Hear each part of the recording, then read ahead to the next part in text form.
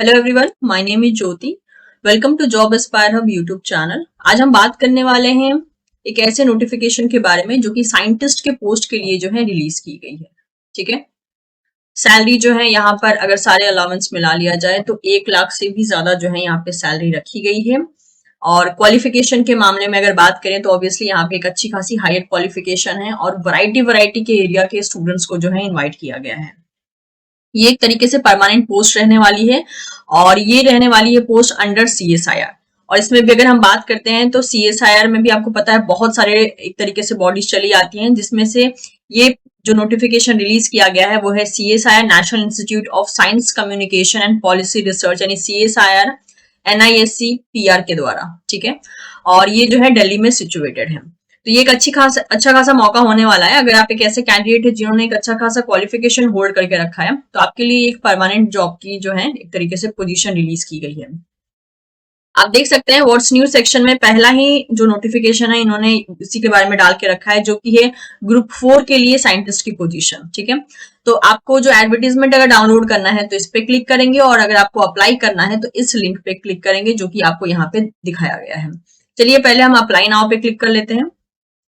Apply now पे click करने के बाद आपके सामने ये पर्टिकुलर जो है पेज ओपन हो जाता है, जहां पे आपको जो है इस लिंक के द्वारा रजिस्ट्रेशन करना होगा। कभी भी आप नए यूजर हैं तो पहले आप रजिस्टर करेंगे, उसके बाद आप एप्लीकेशन फॉर्म को भरना शुरू करेंगे। तो ये एप्लीकेशन फॉर्म जो है 3 मार्च 2025 से शुरू हो चुका है। ठीक है। तो चलिए अब इसके हम एडवर्टीजमेंट को डिटेल में समझ लेते हैं क्या क्या दिया गया है और देख लेते हैं एलिजिबिलिटी क्राइटेरिया, क्योंकि बहुत वैरायटी ऑफ जो है एलिजिबिलिटी क्राइटेरिया रखी गई है।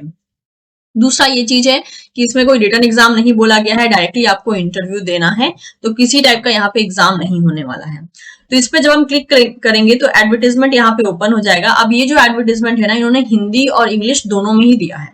तो अगर आप हिंदी में कंफर्टेबल है तो आप हिंदी में पढ़ सकते हैं। मैं इस एप्लीकेशन मतलब मैं इस एडवर्टीजमेंट को जो है आपको इंग्लिश में पूरा डिकोड करके बता देती हूँ। तो ये रहा वो एप्लीकेशन फॉर्म। तो जैसे कि मैंने कहा ये जो जॉब पोस्ट है ये रिलीज की मतलब कि एक तरीके से नोटिफाई किया गया है from CSI national institute of science and communication and policy research के द्वारा। और एडवर्टीजमेंट नंबर नोट कर लीजिए, जरूरत पड़ती है इसकी। फॉर्म जो है 3 मार्च 2025 से शुरू हो चुका है, 2 अप्रैल 2025 इसकी आखिरी डेट रहने वाली है। ओके। अब अगर हम बात करते हैं पोजीशन की, तो ये जो है ऑनलाइन एप्लीकेशन फॉर्म इनवाइट किया गया है और जो पोजीशन है वो वेरियस पोस्ट पे होने वाली है। डेजिग्नेशन जो है वो साइंटिस्ट की रहने वाली है, साइंटिस्ट ग्रुप 4 का डेजिग्नेशन रहने वाला है। नंबर ऑफ पोस्ट यहाँ पे 12 दिए गए हैं, जिनमें की अनरिजर्व के लिए 5 सीट है, SC के लिए 2, OBC NCL के लिए 2, ST के लिए 2 और EWS के लिए 1। और पे लेवल जो है आपका 11 रहने वाला है। अच्छा ध्यान दीजिएगा कि मान लीजिए अगर आप कोई ऐसे पोस्ट के लिए अप्लाई करना चाहते हैं जिसमें कि सिर्फ जनरल का पोस्ट है, बाकी सबका पोस्ट नहीं है, तो आप उस पोस्ट के लिए अप्लाई कर सकते हैं, लेकिन आपको एज अ जनरल अप्लाई करना होगा। मतलब कि आपके पास अगर कोई स्पेशल कैटेगरी का सर्टिफिकेट वगैरह है तो आप उसका इस्तेमाल नहीं कर पाएंगे। और साथ ही साथ जैसे जनरल के कैंडिडेट्स को ट्रीट किया जाता है कि उनको फी देना है, बाकी सब एज का रिलैक्सेशन सब कुछ आप पे वैसा ही लागू होगा जैसे जनरल के लिए लागू होता है, अगर आप जनरल कैटेगरी मतलब कि जनरल के पोजीशन के लिए अप्लाई करेंगे तो। ठीक है, इस बात का ध्यान रखिएगा। इनफैक्ट ये रूल हर एक एग्जाम के लिए होता है कि अगर आप स्पेशल कैटेगरी से हैं तो उस कैटेगरी वाइज अगर अप्लाई कर रहे हैं तब तो आपको छूट मिल जाती है, लेकिन आप एज अ जनरल अगर दैट इज अप्लाई कर रहे हैं तो आपको फिर एज अ जनरल ही कंसिडर किया जाता है। पे लेवल 11 रहने वाली है। बेसिक पे जो आपको मिलेगा वो होगा 67,700, लेकिन जो टोटल इमोल्यूमेंट्स मिलेगा जिसमें कि बहुत से जो है आपके दैट इज अलावेंस इंक्लूडेड है, जैसे कि बेसिक पे plus dearness allowance HRA TA। ठीक है। तो यहाँ पे जो है सारे अलावेंस को मिलाकर जो आपकी सैलरी बनेगी ना मंथली वो होगी 1,34,907। ठीक है, यानी कि लगभग 1,30,000 के करीब आपको जो है मंथली यहाँ पे सैलरी दी जाएगी, क्योंकि ये सारे के सारे अलावेंस आपके बेसिक पे के साथ ही इंक्लूड कर दिए जाएंगे। ठीक है, तब बेसिक पे प्लस ये सारे अलावेंस ऐड करके आपका इतना अप्रोक्स इमोल्यूमेंट्स बनेगा।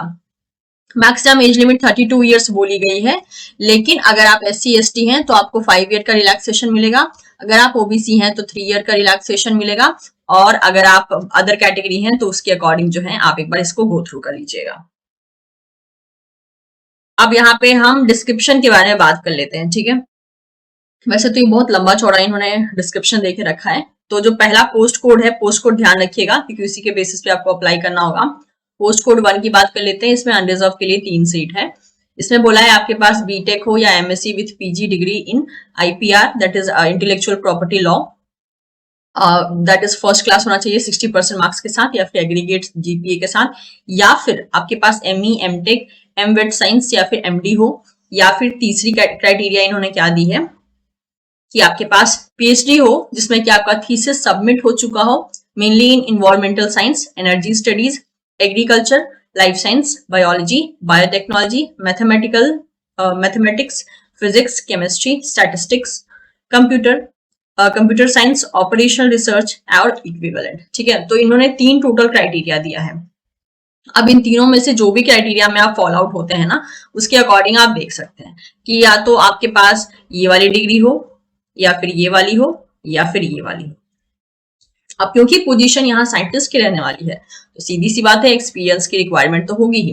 तो एक्सपीरियंस जो है यहाँ पे आपका research and developmental, that is development in industrial या फिर एकेडमिक इंस्टीट्यूशन में होना जरूरी है, या फिर एक बार आप इसको गो थ्रू कर लीजिएगा। मतलब जिस डिपार्टमेंट से आप अप्लाई कर रहे हो ना, या जो आप क्वालिफिकेशन होल्ड करते हो उसी फील्ड में जो है इन्होंने एक तरीके से एक्सपीरियंस की डिमांड की है, और जॉब रिक्वायरमेंट एंड स्पेसिफिकेशन को भी मेंशन किया है। तो इसको एक बार प्लीज अपने एंड से एक बार गो थ्रू कर लीजिएगा। ठीक है, पोस्ट कोड 2 की बात कर लेते हैं जिसमें कि ओबीसी एनसीएल के लिए एक पोस्ट है।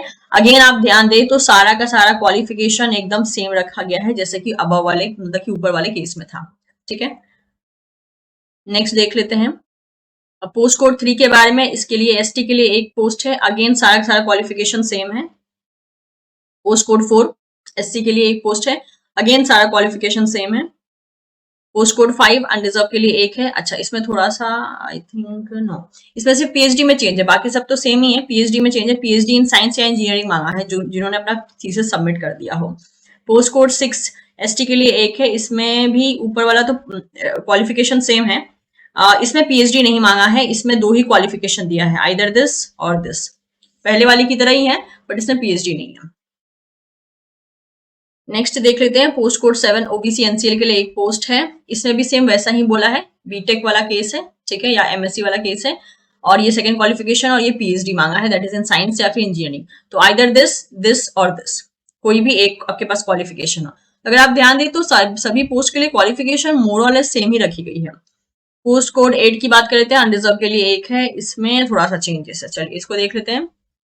बीटेक या फिर आपसे एमएससी मांगा है, that is computer science, engineering, computer science या कंप्यूटर इंजीनियरिंग, या आईटी, या फिर इंफॉर्मेशन साइंस, डेटा साइंस। इन सब में जो है और भी बहुत से डिपार्टमेंट जैसे कि आप देख सकते हैं, फर्स्ट क्लास 60% मार्क्स के साथ या फिर इक्विवेलेंट ग्रेड पॉइंट के साथ, या फिर आपके पास एमईएम टेक हो इन द रेस्पेक्टिव डिपार्टमेंट, जैसे कि हो गया कंप्यूटर साइंस, इंजीनियरिंग, इसके अलावा हो गया कंप्यूटर इंजीनियरिंग, आईटी, ठीक है, डेटा साइंस हो गया, मशीन लर्निंग हो गया, आर्टिफिशियल इंटेलिजेंस हो गया, मैथमेटिक्स हो गया, कंप्यूटिंग एंड कंप्यूटर नेटवर्किंग हो गया, cyber security, electronics, communication, data analyst, या फिर इक्विवेलेंट हो, या फिर आपने पीएचडी सबमिट कर दिया हो इन सारे डिपार्टमेंट में जो कि यहाँ पर मेंशन किया है, तो आप एलिजिबल हैं। ठीक है, और साथ ही साथ एक्सपीरियंस भी आपको देखते रहना है, एक्सपीरियंस भी उन्होंने मांगा है। पोस्ट कोड 9 के लिए देख लेते हैं। एससी के लिए एक पोस्ट है, इसमें बीई, बीटेक, एमएससी या फिर एमएससी मांगा है, that is in this respective department, 1 year के एक्सपीरियंस के साथ फ्रॉम डिजायरेबल डिपार्टमेंट। इसके अलावा सेकंड इन्होंने बोला है एमई, एमटेक हो इन रेस्पेक्टिव डिपार्टमेंट, जो कि आप यहाँ पे देख सकते हैं, या फिर पीएचडी आपके पास हो। ठीक है, पोस्ट कोड 10 जो है ईडब्ल्यूएस के लिए है। इसमें भी सेम टू सेम वही क्वालिफिकेशन मांगा है जो कि बाकी पोस्ट के लिए है। तो अगर आप ध्यान देना तो 19-20 का बस फर्क है सारे के सारे क्वालिफिकेशन में, बाकी सब सेम टू सेम ही है, सब में एक ही टाइप का जो है क्वालिफिकेशन मांगा है। अब एक्सपीरियंस में आप देख लीजिएगा कि एक्सपीरियंस में डिजायरेबल जो है किस स्पेसिफिकली फील्ड में जो है इन्होंने एक्सपीरियंस मांगा है, ये आप अपने एंड से एक बार गो थ्रू कर लीजिएगा। ठीक है, बाकी हम मेन पॉइंट्स के बारे में देख लेते हैं, क्योंकि ये पीडीएफ जो भी मतलब कि कैंडिडेट्स इसके लिए अप्लाई करेंगे ना, एक बार तो उनको अपने एंड से इस पीडीएफ को डिटेल में रीड जरूर करना होगा। तो इसके अलावा बोला है कि आपको सभी टाइप के अलावेंस दिए जाएंगे, जिसके बारे में ऑलरेडी आपकी बेसिक सैलरी के साथ इंक्लूड करके बता दिया गया था। इसके अलावा जो बाकी बेनिफिट्स होते हैं, जैसे कि आपको लीव ट्रैवल कंसेशन हो गया, या फिर चिल्ड्रन के एजुकेशन का अलावेंस हो गया, मेडिकल एक्सपेंसेस हो गया, उनको रीइंबर्स करना होगा, ये सारे के सारे जो मतलब एक गवर्नमेंट एम्प्लॉय को जो बेनिफिट्स मिलते हैं ना, वो सारे के सारे बेनिफिट्स एंड सर्विसेज जो है आपको प्रोवाइड किए जाएंगे। इसके अलावा आपको गवर्न किया जाएगा by the national pension scheme, जो कि ऑब्वियसली इस जॉब का जो है एक बहुत इंपॉर्टेंट पार्ट हो जाता है। तो ये भी जो बेनिफिट्स हैं ये भी आपको दिए जाएंगे। आपका इंडियन सिटीजन होना जरूरी है। अगर आप ऑलरेडी अभी कहीं काम कर रहे हैं तो एनओसी आपको प्रेजेंट करना होगा। एंड इसके अलावा जो है आपका मतलब जो इंटरव्यू का डेट होगा वो एक तरीके से इंटरव्यू का डेट या कैसे कहाँ कहाँ पे आना है या कैसे होगा, ये सब चीजें जो है इनकी ऑफिशियल वेबसाइट पे ही बता दी जाएगी। वही वेबसाइट जो जिसके बारे में जो है हम इस वीडियो के स्टार्टिंग में बात कर रहे थे, उसका लिंक आपको इसी वीडियो के डिस्क्रिप्शन बॉक्स में मिल जाएगा। और अप्लाई कैसे करना है उसका लिंक भी मिल जाएगा। ठीक है, इस पीडीएफ का लिंक भी मैं दे दूंगी। वेबसाइट यही है, दैट इज www.niscpr.res.in। इसके अलावा जो कैंडिडेट्स होंगे, that is the selected candidates will be on जो कैंडिडेट्स को सिलेक्ट किया जाएगा उनको प्रोबेशन पीरियड के लिए कुछ टाइम के लिए रखा जाएगा। उसके बाद जो है उनको कंफर्म किया जाएगा। एज लिमिट एंड रिलैक्सेशन के बारे में हम ऑलरेडी बात कर चुके हैं। और जो भी कैंडिडेट्स जिस भी कैटेगरी से अप्लाई कर रहे हैं ना, उनके पास उस कैटेगरी का सर्टिफिकेट होना चाहिए, इस बात का ध्यान रख लीजिएगा। जो भी बच्चे मतलब जो भी कैंडिडेट्स एजुकेशनल क्वालिफिकेशन को फुलफिल कर पाएंगे उनको जो है इंटरव्यू के लिए बुलाया जाएगा।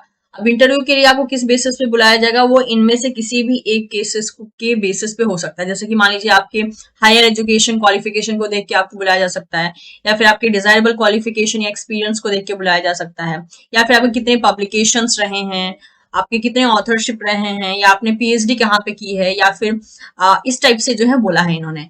और बोला है कि अगर जरूरत पड़ती है तो रिटन टेस्ट या फिर सेमिनार लिया जा सकता है। अदरवाइज ये अभी तक फिलहाल में जो है इंटरव्यू के बेसिस पे ही आपको बुला रहे हैं। ठीक है, तो जो आप एप्लीकेशन फॉर्म सबमिट करेंगे ना उसको स्क्रीन आउट करके ये आपको इंटरव्यू के लिए बुलाएंगे। हाउ टू अप्लाई, तो अभी शुरुआत में ही मैंने आपको दिखा दिया था कि आपको अप्लाई कैसे करना है। इस पर्टिकुलर लिंक से जो है अप्लाई करना है। इस लिंक का भी और इस लिंक को भी जो है मैं इसी वीडियो के डिस्क्रिप्शन बॉक्स में दे दूंगी।